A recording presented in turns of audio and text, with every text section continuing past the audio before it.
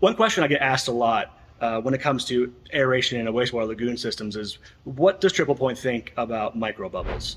And when I compare microbubbles to the conventional technologies, fine bubble diffusers, coarse bubble diffusers, surface aerators in a lagoon system, um, and I see what those things do and how that compares to microbubble, I question whether it is a comprehensive solution for a lagoon system.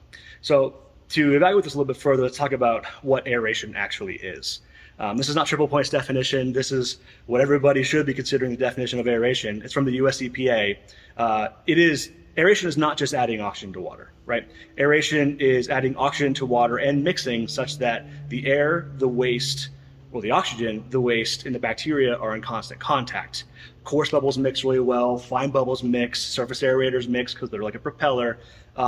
On the other hand, the principle of microbubbles is a little bit different. The bubbles are so small that they're designed not to rise and draft water and mix water. They're designed to float like a cloud through the water column, adding oxygen all along the way.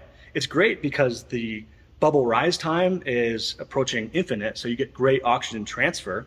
But the difficult thing is that it's not producing mixing at the same time.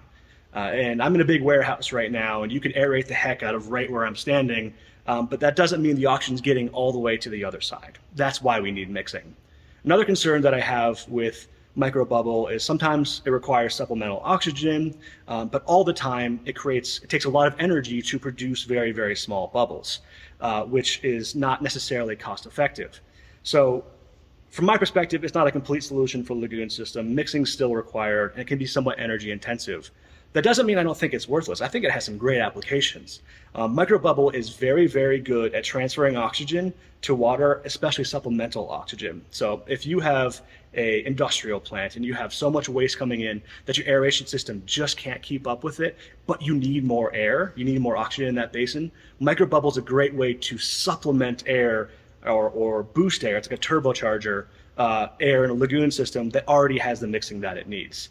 But when it comes to an average municipal lagoon or a small industrial lagoon, we haven't seen a use case that makes us want to use it on a regular basis. There are more cost-effective ways of getting air into that basin.